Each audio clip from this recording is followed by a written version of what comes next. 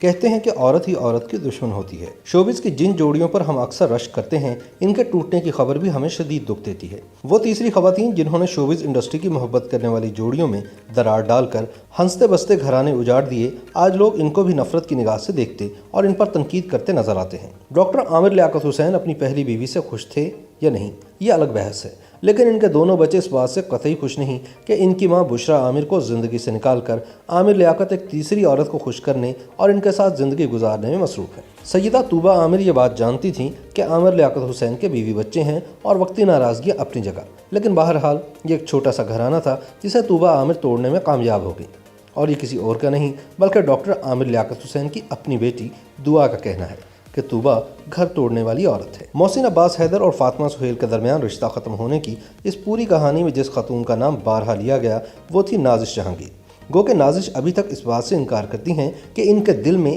یا زندگی میں محسن عباس حیدر کی کچھ جگہ ہے، لیکن حالات ان کی چغلی کھاتے نظر آتے ہیں۔ ایسی کئی تصاویر اور پوسٹیں موجود ہیں جن سے ظاہر ہوتا ہے کہ محسن عباس اور نازش کے درمیان کچھ تو تھا جس کی پردہ داری ہے، اور فاطمہ کو جب یہ پتہ چلا تو اس کی برداشت کا دامن ہاتھ سے چھوٹ گیا۔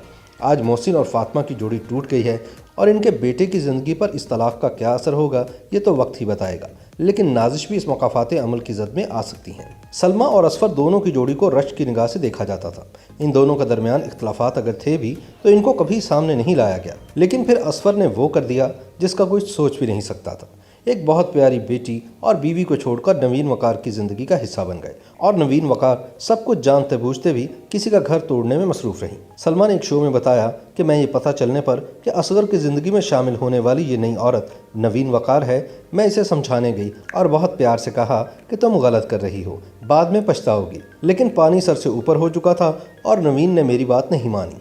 میرا تو گھر ٹوٹا ہی، لیکن آج اس کا گھر بھی سلامت نہیں ہے۔ بالآخر شہروز سبزواری اور سائرہ کے درمیان بھی رشتہ ختم ہونے کی خبر کی تصدیق ہو گئی۔ ایک ایسی پیاری اور بھولی بھالی سی جوڑی جس کی مثالیں دی جاتی تھی اور بیٹی کے ساتھ ہنسی خوشی زندگی گزار رہے تھے، اور پھر اس رشتے میں داخلہ ہوا صدف قمر کا، جو اکثر شوز میں اس بات کا کھلم کھلا اظہار کر چکی ہیں کہ وہ محبت کا اظہار برملا کرتی ہیں اور سوچتی نہیں، اس لیے اکثر لوگ انہیں غلط بھی سمجھ لیتے ہیں، لیکن سچ تو یہ ہے کہ ان کے اظہار کی قیمت وہ خواتین چکاتی ہیں جو اپنے گھر میں خوش ہوتی ہیں، لیکن صدف قمر کا بے باک انداز ان کے گھر کو برباد کر دیتا ہے۔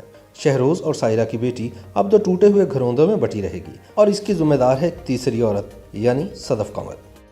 YouTube پر گوگلی نیوز دیکھنے کے لیے youtube.com کی سرچ بار میں googly news T V type کریں۔ گوگلی نیوز کے پیج پر سرخ رنگ کے سبسکرپشن والے بٹن پر کلک کرنا نہ بھولیے۔ YouTube پیج پر اپلوڈ ہونے والی ویڈیوز سے باخبر رہنے کے لیے بیل آئیکن پر کلک کیجیے۔ آپ کو ہر نئی ویڈیو کے بارے میں نوٹیفیکیشن موصول ہو جائے گا۔